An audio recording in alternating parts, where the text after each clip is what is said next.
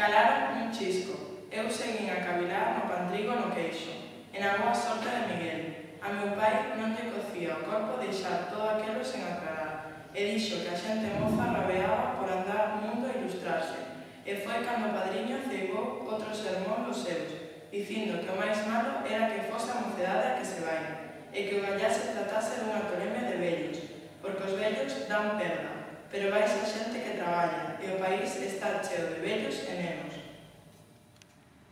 Tamén dixo que eso de ilustrarse eran contos de feira, pois moitos dos que emigran cando se van son persoas que teñen bo xuízo para entender e razoar moitas cousas, e que despois se volven monifates.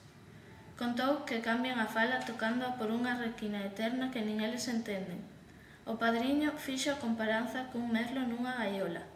Dis que podemos mantelo a nosa maneira e facerlle sobiar o tiroliro, pero non se fai. Un día ríspase para o monte e no monte é un alleo, un merlo botado a perder. Eso do merlo sí que estivo pa ver. Meu pai dixo que se a xente non marchase, aquí non se cabería. A xente ben cabe, respondeu o padriño.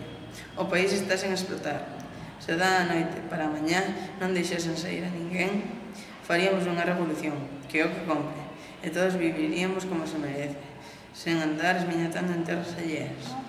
Seguiron afiando o peteiro, cada quen coas súas razóns. Eu marchei para a eira.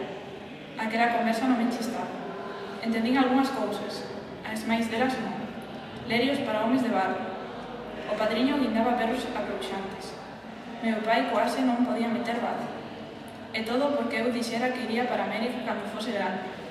O que son as cousas. Faime lembrar ao lume. Un misto pequeniño pode queimar un palleiro ou unha zanca. Coa carola de nevo fixe a cara dun macaco. Eu, cando alceu o ollo, metín unha fava tarabela. Puxen no burato do valo, como un santo. A Miguel tamén se lle daba por facer macacos, e carros alados de casca de primeiro. Faraos na América?